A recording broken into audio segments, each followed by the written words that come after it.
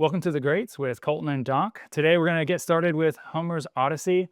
So Doc, to start us out, why don't you give us a high-level overview? What's this about? What's the story about? So Odyssey is written by Homer and about 700s BC, and the Odyssey is the sequel to the Iliad. So the Iliad, you probably know the story kicks off. It's got the Trojan War, and they go off to war, and they fight this war. Agamemnon, Achilles, Odysseus, and the whole gang. And then the Odyssey really picks up at the end of the war, and it's Odysseus's journey back home. So, and he goes through all kinds of crazy, in fact, it's a 10-year journey to get back home. But that's what the Odyssey is. Yeah, great.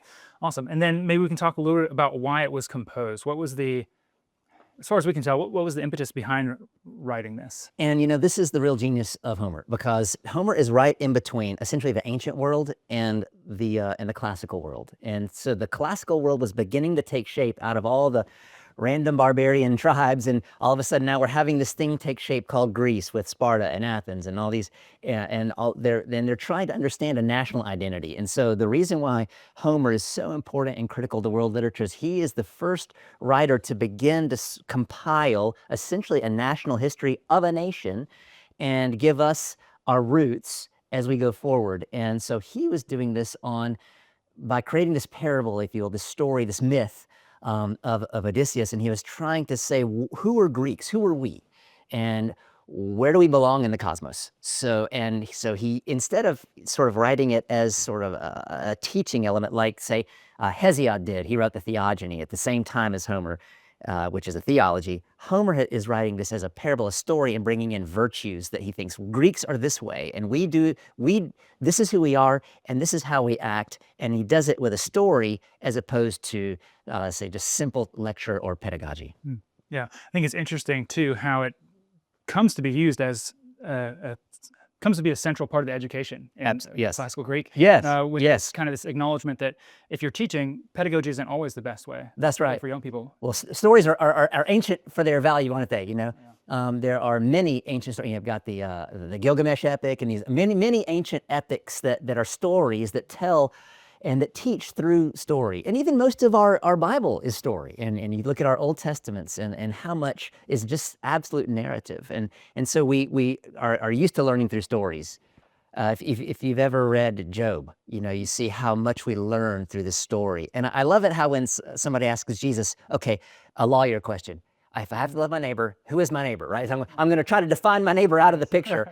And Jesus says, instead of saying, okay, your neighbor is X, Y, and Z, he says, there was a man going down from Jerusalem to Jericho. And he tells the story of the Good Samaritan. And so stories are an ancient method of teaching, and that's how Homer brings, if you will, a national identity, not only to Greece, but really it was the first effort for this in world literature that was a serious effort that really survives to this day, which is why it's so valuable to us. Yeah, I think one of the interesting things too is that someone might say, well, maybe it just survived because it's the oldest, or it's really old. It's not really that great, it's just old. Right. But both the Iliad and the Odyssey are part of this multi-volume work by Homer, and these are the two that survive. Yes. The others potentially lacked something in their quality that they lacked that stay. So it isn't just because it's so old, and you can kind of get that by reading it, what its value is, but these are classics for a reason. There's something in them that makes them deserve their place. Absolutely. And I think some of those quick highlights are the reason why we're still reading it. And like you say, it didn't sort of get washed away with the sands of time, is that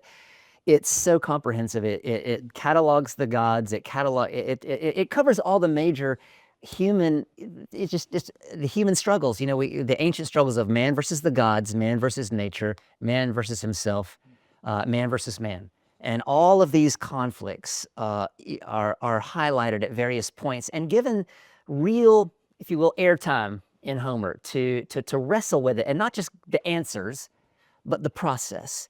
And he introduces us to the process of how to wrestle with the big questions and come to some kind of a conclusion based on not just positing something, but the evidence of the story itself. And so as I read it, and you have your own experience, how did you experience those things, those conflicts, that process? How was learning from a story for you?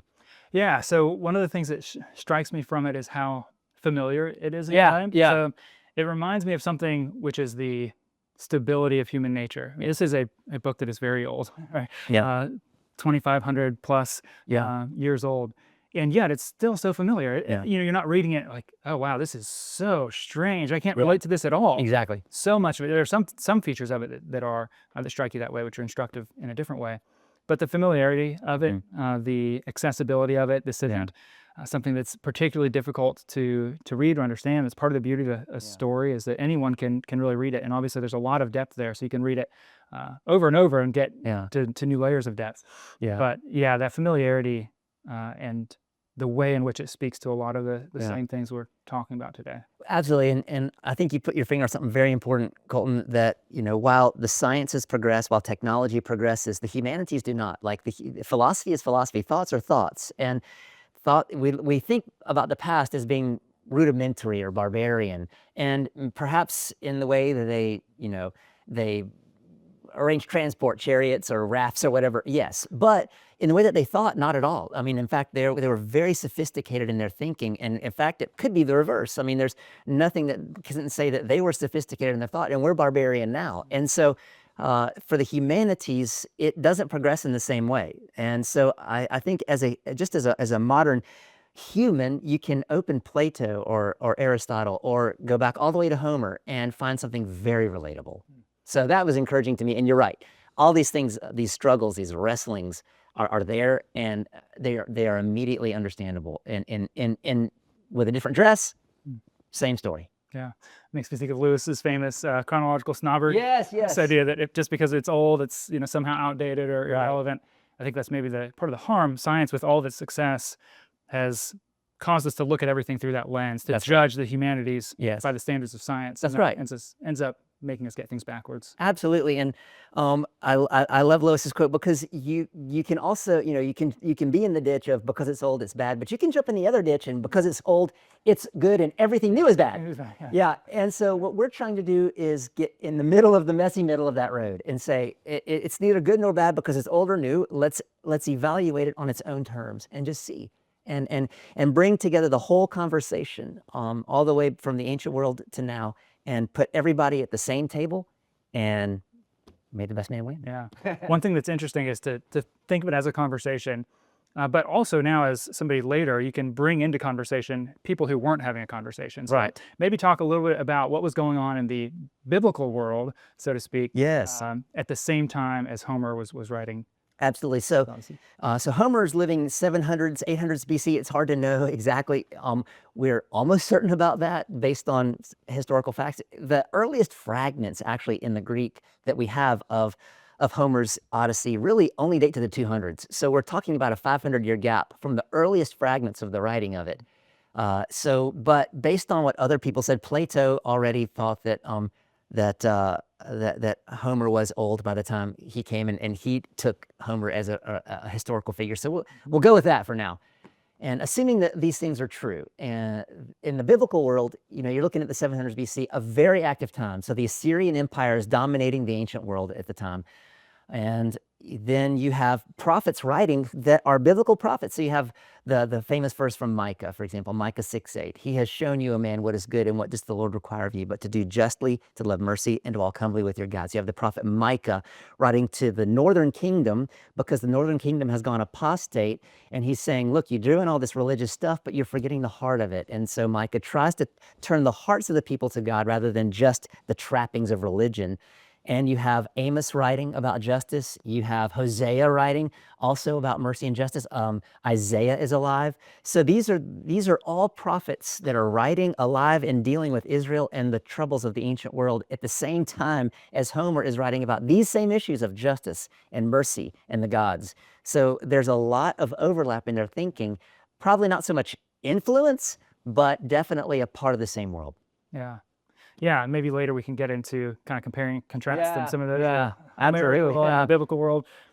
For now, maybe let's zero in on what's the sort of emphasis, ethics, cosmic view behind the Odyssey that Homer's writing in. Talk about some of those common themes. Yes, absolutely. So the Odyssey, obviously, it does. We always think it means journey, like it's like in this Odyssey, but actually the word Odyssey itself does not mean journey. We've kind of converted it into that. Yeah, it does now. Because that's the sum of it, right? But in actually the verb odyssemai, The original Greek behind the name means to be angry, to be wrathful. And in book 19 of the Odyssey, it's actually his grandfather who comes at the time of his birth to visit the family, his daughter and son-in-law, and he says, well, the gods have been wrathful to me, so let's call him wrathful. And there's those themes throughout the book, right, of judgment or wrath, and even Poseidon wrathful against Odysseus, and this causes so much trouble for him on his journey home. But definitely the idea of who are the gods, how they relate to man, the idea of journeying home, which the Greek word nostos. So the idea of journeying home is the main theme of the Odyssey, the journey home, and even it's just a human journey, isn't it? So that we're all journeying, not just from home from work every day, but in some ways to our eternal destiny, to our legacy. We're journeying to that home. And so it's a universal human concern, nostos. Also xenia. So xenia means stranger. So the idea of hospitality to the stranger, very prominent. And they would have considered xenia a virtue because now the host is sharing the risk with the traveler, and I'm sharing that risk with you. So I'm humbling myself. So you see these virtues of nostos, journey home, of xenia, of decay, of justice, and of course then walking with the gods. How do I relate to the gods? Sacrificing to the gods, very common throughout the Odyssey. And so you see some of these common virtues and themes that stuck out to me. What really got your attention? Yeah, I mean, very similar. I think there's this connection where the nostos, the journey home, isn't possible without the xenia. If you were to read the Odyssey, imagine that the people who needed to be hospitable, that's right, failed to do that. He wouldn't have made it home. That's right. He's helped so many times. Right. Yes. Yeah. And not always, but often. Indeed. Yes. And I thought of that. And with respect to the journey home, there's implicit or assumption behind that home is worth going to. That home is something uniquely valuable. That's right. It did make me think. There's one quote from the book where this is especially. I think he's talking to Calypso at the time, and he's talking about how he has longed for home every day. Yeah. And his description of it makes me think of Lewis, who that was a big deal for him. This longing in him for home, the eternal home. That's right. And so I think in the Odyssey, that's not in view, this eternal home. It's just to get back to the earthly, temporal home. Right, which is especially virtuous in this moment with Calypso, because Calypso is a goddess, right? He's living with a goddess. Yes. And yet he longs to be home with his mortal family. And that's one of the virtues that Homer's highlighting in this moment. Yeah, and even given the opportunity for immortality. Yes, turns that down, yes, he turns it down, yes. Better, which is, I think also what's going on there is this value of order, which is a very big deal. If you think about some sort of hierarchy of values that Homer would have, which is fairly complicated, but order would be pretty high there. Yes. Part of God's role is to bring order to the cosmos. Correct. And so I think part of what's behind his rejection of that immortality is that that's an improper ordering. And so you see other Greek myths where mortals accept that offer, things don't tend to go well. That's right, yes. I forget who it was that accepted immortality to join the goddess, but she forgot to ask for perpetual youth. Yes. So he grew older and older and older and hunched over until he turned into a grasshopper. Yes. Yes. So you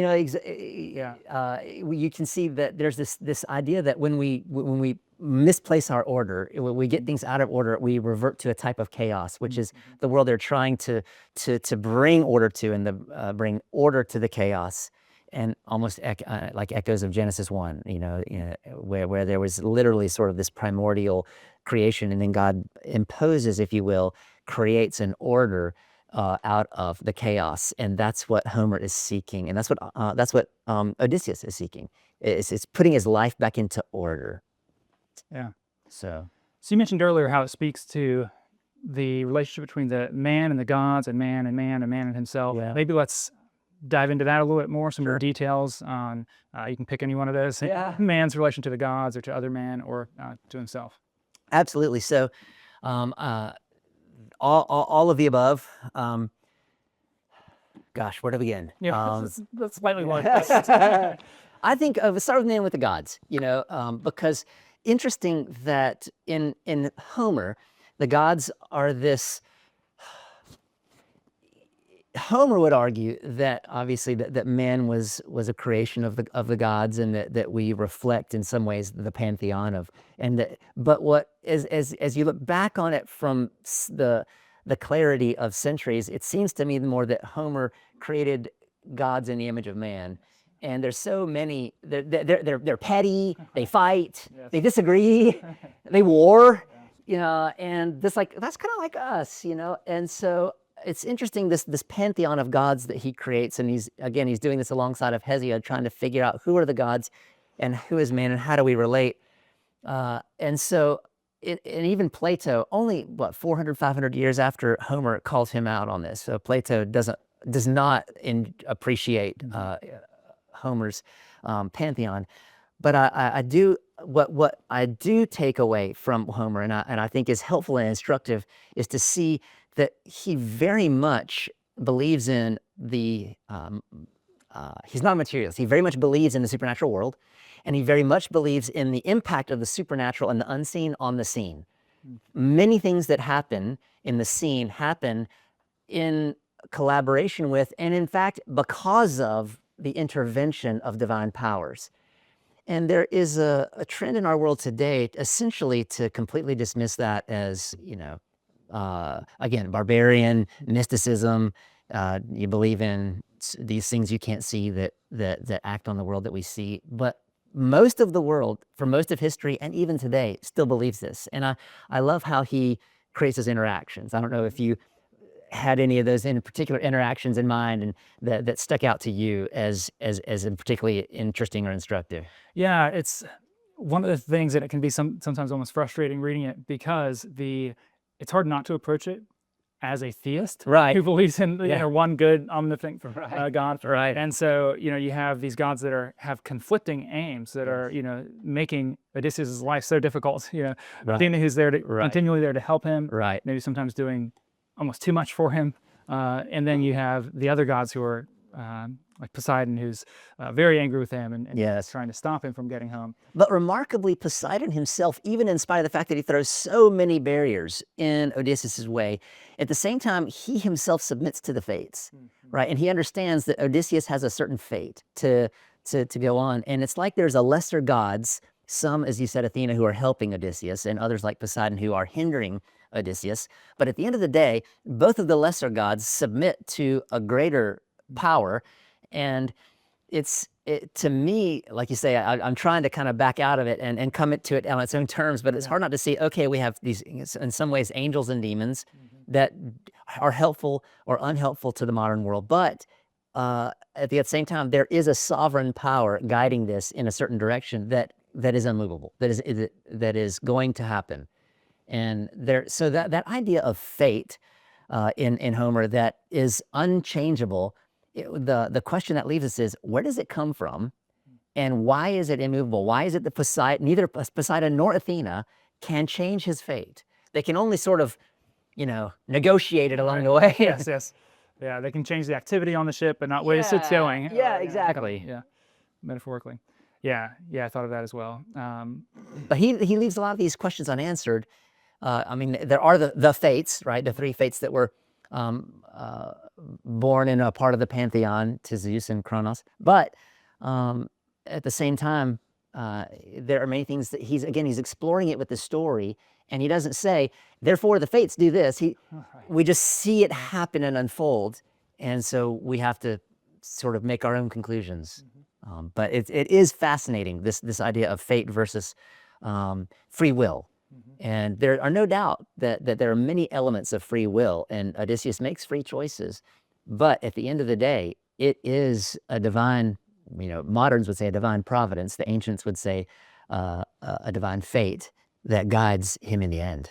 Yeah, so one more thing on the gods and man, that relationship, is you mentioned earlier, I think, this idea of walking with God, which is a very Christian idea, and this is something that's really absent in the Odyssey. I mean, in a way, he walks with Athena, but not at all in this sort of covenantal way that you have, within Christianity. So that's sort of another contrast. But maybe let's try to spend a few minutes bringing the Odyssey into conversation with the scriptures and see how these two relate to one another. How are they similar? How are they different? So maybe we could start with, we talked earlier about the idea of Xenia, this hospitality. Right. How does that relate to a sort of New Testament version? So great question, and begin with kind of a linguistic bridge. So Homer, of course, composing, not writing, because it was written down only later, but composing in Greek, an ancient Attic Greek that became a mixture of versions of Achaean and Koine Greek as it was composed by later writers. But the interesting thing is you can actually make some pretty good comparisons to the scriptures because, of course, the New Testament, from the first century is in Greek, but the Old Testament was also translated into Greek. And so we have access to the whole scriptures in the Greek language and are able then to compare those words, with what Homer was using. And so did they use the same words? Did they mean the same thing? And the question is, yes, they often did use the same words, but no, they did not nearly mean the same thing. And you can imagine that would be true. We know in our own world, when I say lit, I mean something like, a book. It's short for literature, and maybe, back in the day, it meant something good, and who knows what it'll mean 20 years from now, or even 5 minutes from now. I mean, language morphs and changes over time. But it is helpful that we have this Greek bridge to our whole Bibles, New Testament and Old Testament, to be able to linguistically match up with Homer. So we do have the appearance of Xenia in our Bibles, Old Testament and New Testament. But Homer, when he was talking about Xenia, he was talking about a social institution that was essentially externally imposed. Like there was a virtue of Xenia, of hospitality. It means literally stranger, but the sort of the connotation was it's hospitality, and it was an obligation on the host. And the Homer's version of it was this: you had to show Xenia to the stranger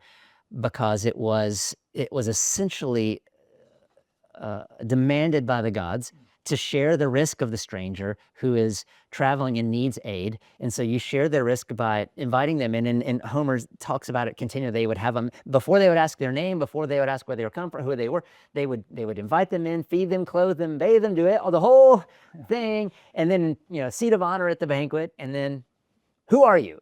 Right. And so it's almost like the degree to which you do all this without any knowledge is the degree of the virtue. But it was a social custom. It was imposed from the outside.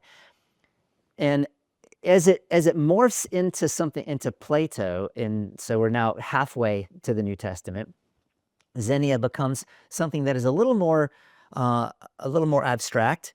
And Plato introduced philoxenia, so the love of strangers, which is the New Testament word for hospitality, because we all know the word xenophobia, so this fear of strangers, but philoxenia, the love of strangers, is what we understand as New Testament hospitality, begins to appear in Plato, but it's an intermediate stage, Plato, between Homer and the New Testament.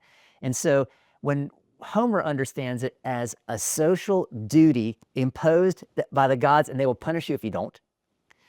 Whereas Plato then understands it as philoxenia. It's something that we offer that is genuine, but it's still socially determined. It's still an external social custom, where it changes in the New Testament, which is a genuine contribution to the world conversation on hospitality. The New Testament all of a sudden does something absolutely radical. It makes it an internal virtue, an internal moral, if you will, that we do it not because we're supposed to. We do it because we want to, because we have been philoxeniated by God himself, that he has received us as strangers into his house and adopted us as his sons and daughters. And it is not out of social custom that we do this. It is out of our adoption into the family of God that we do this. So we offer what God did to us. It's kind of like do unto others as God has done to you, which is radical. And the other idea is that it goes beyond social boundaries. It goes there is no Jew or Gentile, Greek or Jew, slave or free, that we are all one, that we are all in this family together, and we offer the same philoxenia to anyone in the world because it was done for us, is completely a radical concept, which Homer begins, Plato continues, but the New Testament gives it an entirely different rub.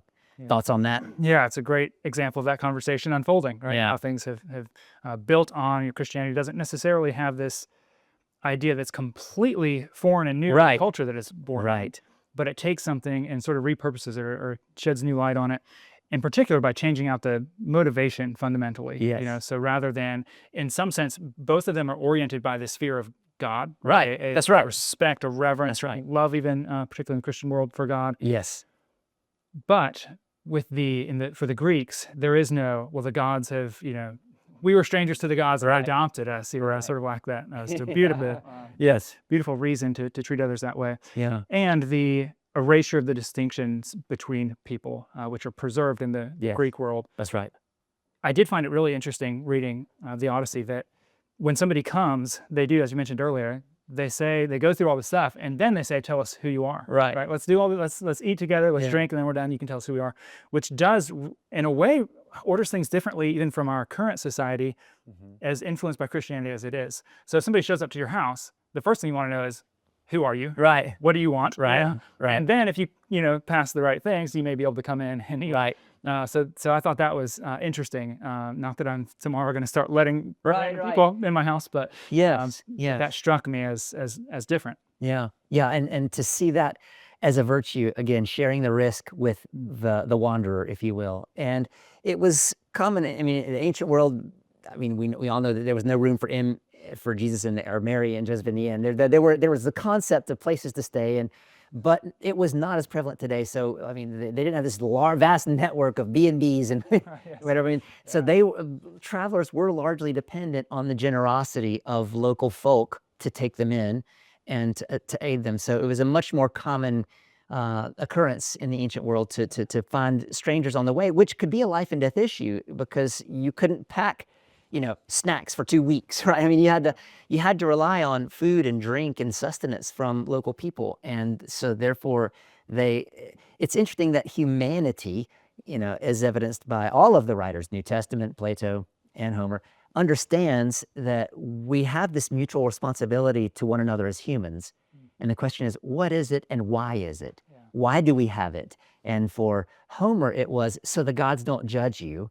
For Plato, it was so that you could better represent the better virtues of the gods. So there's a little bit more philosophical development.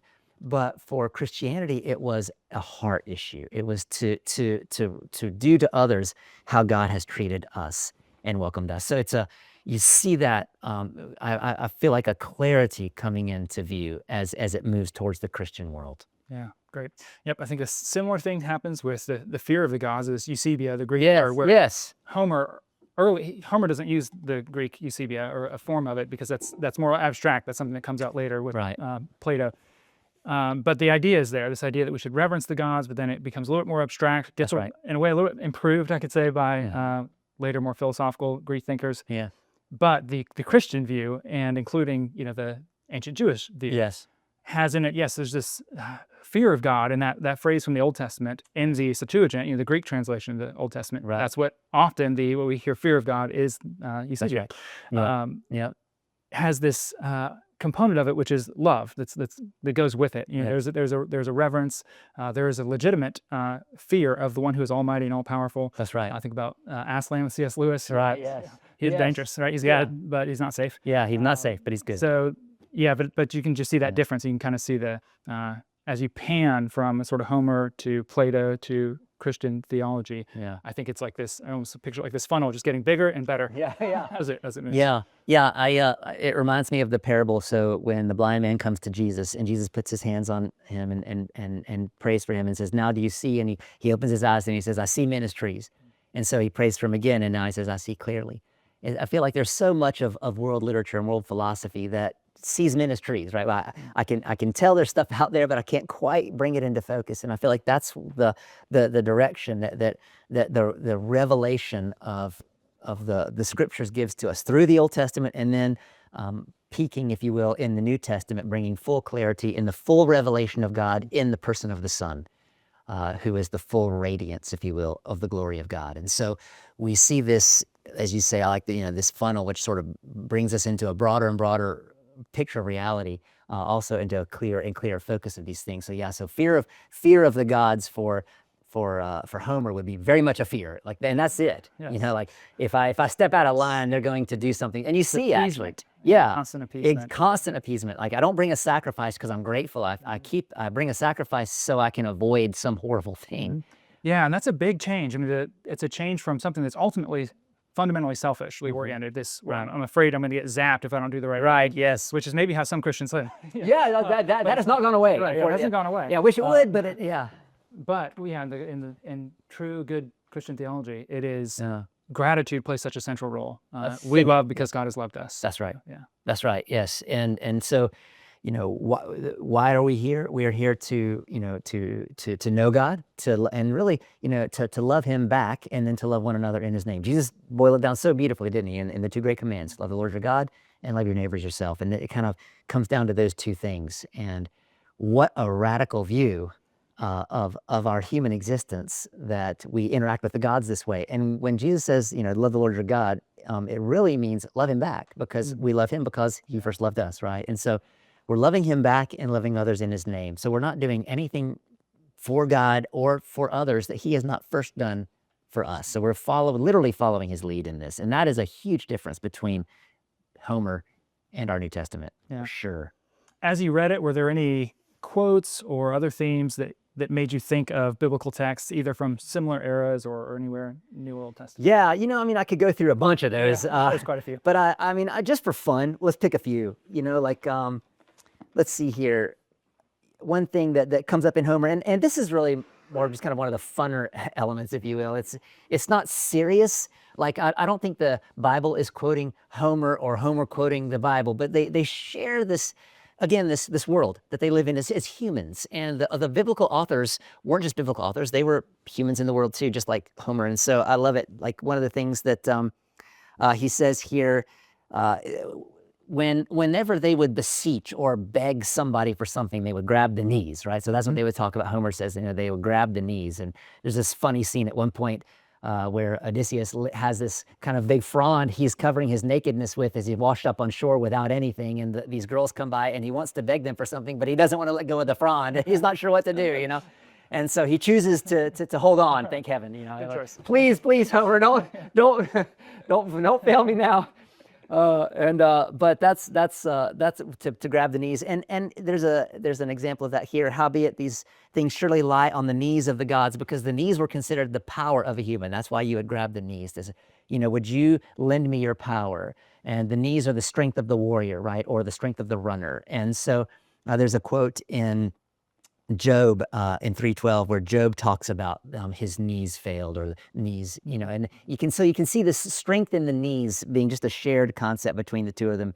Hospitality also, from Hebrews 13:2, where you might entertain the traveler who is a divine being without knowing it. It happens several times in the Odyssey. And here's a quote: but now I pray and abide thee here, though eager to be gone. So actually Telemachus is answering Athena, not realizing she's a goddess, but he's talking to Athena the goddess, and says, abide here with us, to that end, after thou hast bathed and had thy heart's desire, thou mayest go to the ship joyful in spirit, with a gift and goodly, to be an heirloom of my giving, such as dear friends would give to friends. So he's saying, hey, stay here, eat with us, bathe, clean yourself, enjoy yourself. I'll give you a gift and you can go on your way. Just do that. And he's trying to show her hospitality and not realizing that she's a goddess, which is a very New Testament concept, that you might entertain strangers. Trying to think of other ones in particular. Oh yeah, the knees things comes up a lot. Yes, actually, yeah, it comes up a lot. And one thing I thought of was again, I think goes back to where he's having this conversation with Calypso, and he's talking about this longing for home, and he mentions that he's already suffered so much. He's like, I know there's gonna be more suffering. He says something like, bring it on. Yeah. It's worth it. Yeah. And that makes me think of Paul's, like the sufferings in this life aren't able to be compared to the glories, Exactly. Yeah. So obviously greater glories that await us than just coming back to an earthly home. Yeah. So but a similar theme. Temporal sacrifices have a purpose. Suffering is worth it. Yeah. There's a scene here where someone is Nestor of Gerenia is speaking with I think Telemachus, and he says, fool, for he knew not this, for she was never to be won, for the mind of the everlasting gods is not lightly turned to repentance. And it made me think of, God is not a man that he should change his mind. Yeah. And so there's a lot of these kind of concepts. They're not quotes word for word, but concepts that carry over from one to the other. One sort of funny thing for those who are Star Wars fans, there's a quote here where Odysseus answers Telemachus and says, Telemachus asks him if he's a god, and he says, "Behold, no god am I. Why likenest thou me to the immortals? Nay, thy father am I." Right? Yes, I wrote that down. In Thy father am I. And I was like, "Oh my gosh!" So George Lucas read Homer, right? In the Robert Fagel's, it's literally, "I am your father." Yeah. It's like, Yes. just Yeah. So that's great. Yeah. And here's just a later on that page. They're continuing speaking, and Odysseus says, "Easy it is for the gods who keep the wide heaven to glorify or abase a mortal man." And so easy it is for the gods to basically raise up or to bring down. And makes me think of that scene in the book of Daniel, where actually Nebuchadnezzar is praising the God of heaven and says he raises up and he brings down, right? And he can destroy or he can glorify. And so there's these concepts that exist, that the gods can do what they please. They don't change their minds, and they can raise up and they bring down. And so you see these things over and over.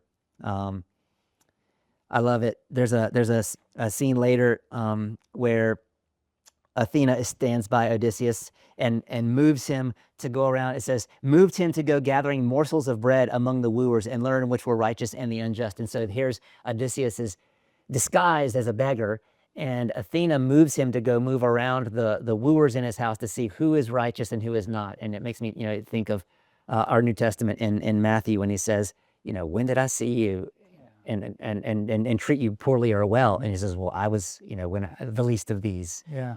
What you did for me, you did." And so in some ways, Odysseus here is a Christ figure deciding who are the righteous and the unrighteous when there's no gain to be had. Who treats me well for its own sake? Yeah. Right. And so there's a lot of these in the book, that these sort of common concepts, like you say, of fear or hospitality or grabbing the knee, the knees being the strength, or even the gods don't change their minds, or they raise up and bring down. So many of those concepts between Homer and our Old Testament writers, and even the New Testament. So you mentioned Odysseus as almost a Christ figure at one point, or Right. that there may be some parallels we can draw between the two. Expand on that a little bit more, because I think anyone who just reads the Odyssey probably doesn't come away thinking of Jesus, Right. when they see. Right. Well, some obvious parallels would be like, so even when you take the Nostos thing, coming home, he's coming home to his bride, right? And so he's coming home to his family. And you think about Christ with, coming home, if you will, to his bride and his ultimate home being in glory and in the new creation, and taking his bride to himself and having his family with him. "I go to prepare a place for you," and so in some ways the Odyssey is Odysseus saying, "I come to reclaim my place for me," and you see that parallel. Some even more specific parallels. So when Odysseus comes home, his place isn't ready for him. There's a lot of suitors there seeking his wife, trying to tempt her to leave Odysseus, as it were, to abandon her faithfulness to him and to marry them. And he realizes that many have turned on him and abandoned him. And so he comes home disguised as a beggar with the help of Athena, the goddess, and he comes in and among them, deciding to find out who is faithful, who has been unfaithful. And he finds a few faithful friends that then guide him into the home, and then he is reintroduced, if you will, after 20 years absence, 10 years in the war, 10 years back, to his wife Penelope, who doesn't recognize him, largely because of the disguise that Athena put on him.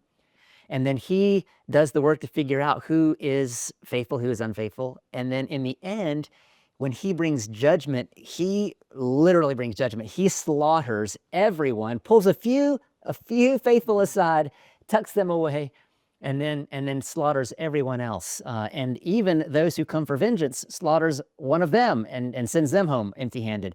And so now he has achieved his Nostos, his homecoming, through essentially destroying all of his enemies.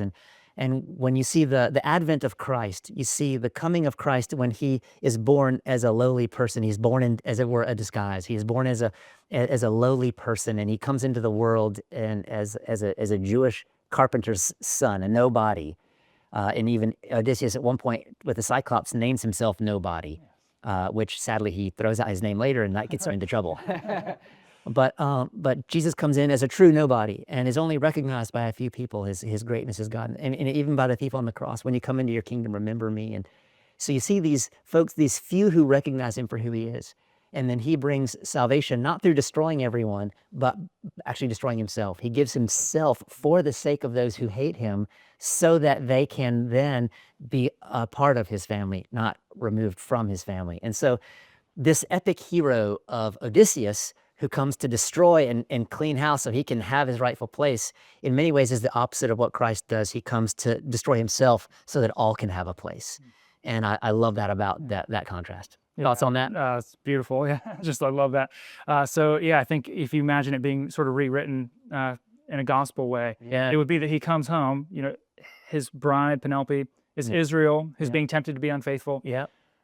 But instead of just slaughtering everyone that's been against them, gives his invitations, offers himself for them. That's right. And those who will then repent, Right. get forgiveness and can be adopted into his family. Right. But then there is a second coming. Where Right. Yes. Still will not repent. That's right. You get the judgment. So you have the sort of picture there. But in the Odyssey, it's just sort of collapsed down to it's just judgment. Just judgment.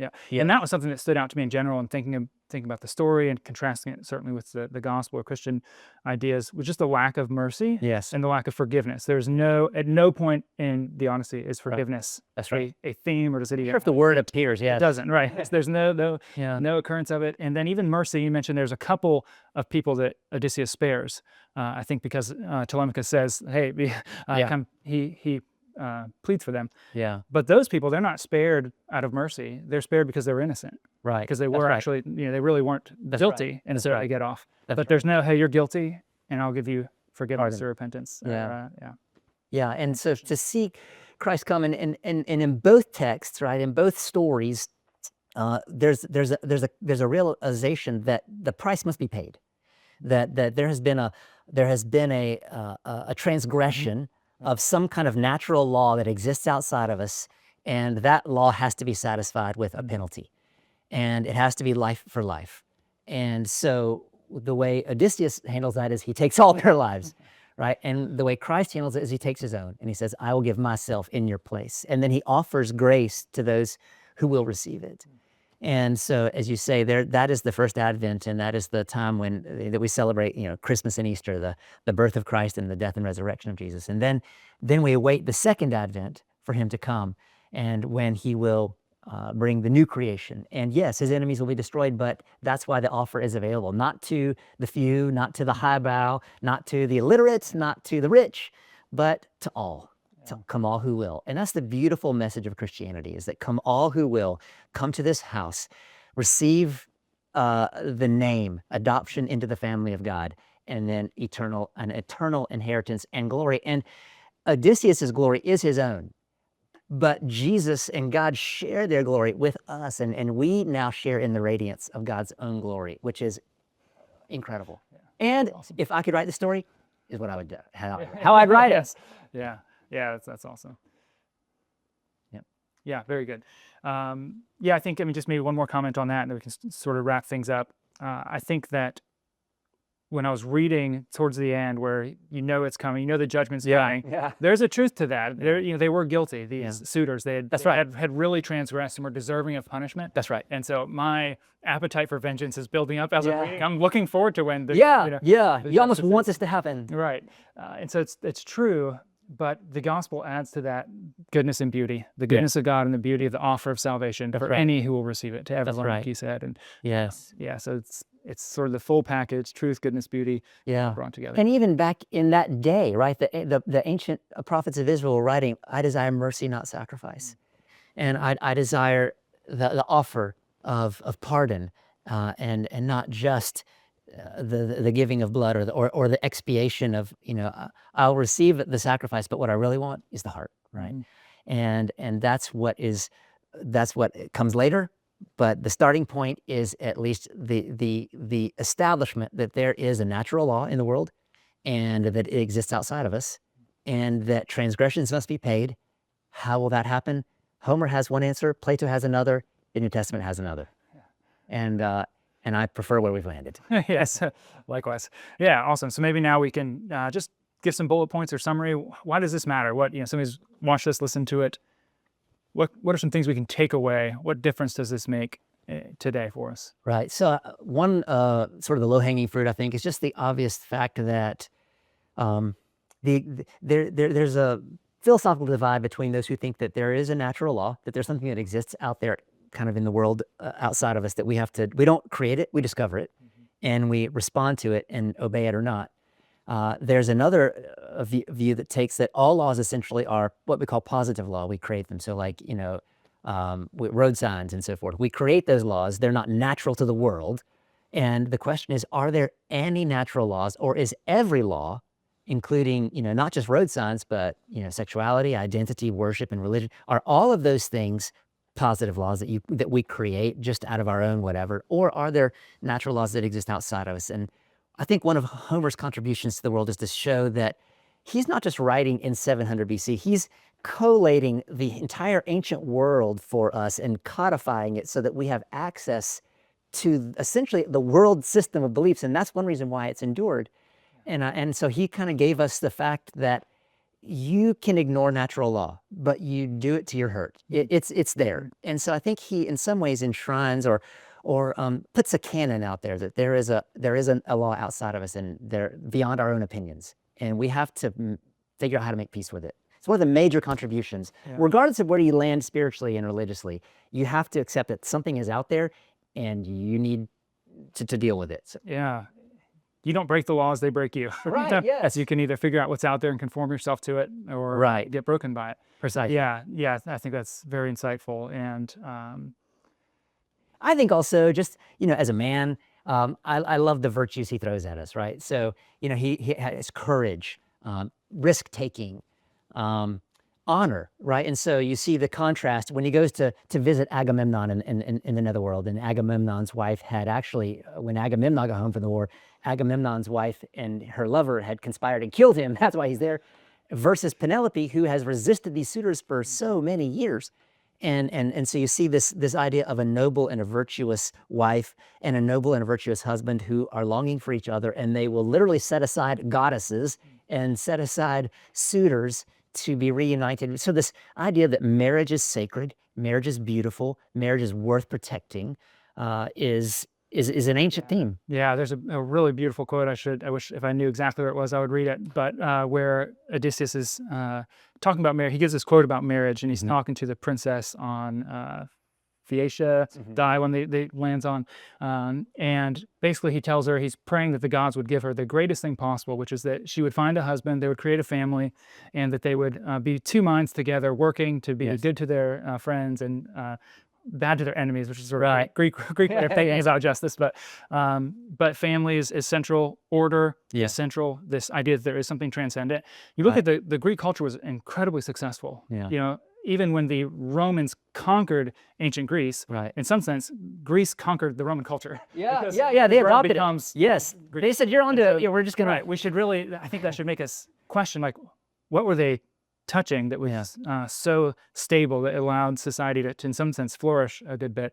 And I think those three things are a big part of it. This recognition that family is central and is beautiful, is valuable. Yes. The idea of order instead of chaos. That's right. The idea that there's transcendent laws, that you can't just make up your own. Own ideas. The one-eyed Cyclops. Cyclops. The Cyclops are a beautiful picture of not doing that. This radical individualism. Every man is a law to himself. Right. And it's a miserable existence. It becomes so brutal. So savage. So I think that's a big takeaway as well. And so these are lessons that, we think of, Homer's Odyssey as this sort of dusty, distant, whatever, but really he reminds us of who we are, right? That these things matter. Transcendence matters. Virtues matter. Marriage matters. Family matters. There are certain things that you ignore to your hurt, and that you search and embrace and defend to your help, and to maintain beauty in a life of goodness based on truth, right? And so Homer's introducing us to these things. Later writers will develop them, but I'm so thankful and that we have it as a starting point, and I think it's perfect for this series. Yeah, it's a great jumping off point, and we'll just pick up the conversation as we move forward. Yeah. Homer got it started with the Iliad and the Odyssey, and we'll see where it goes next. Excellent. Take care.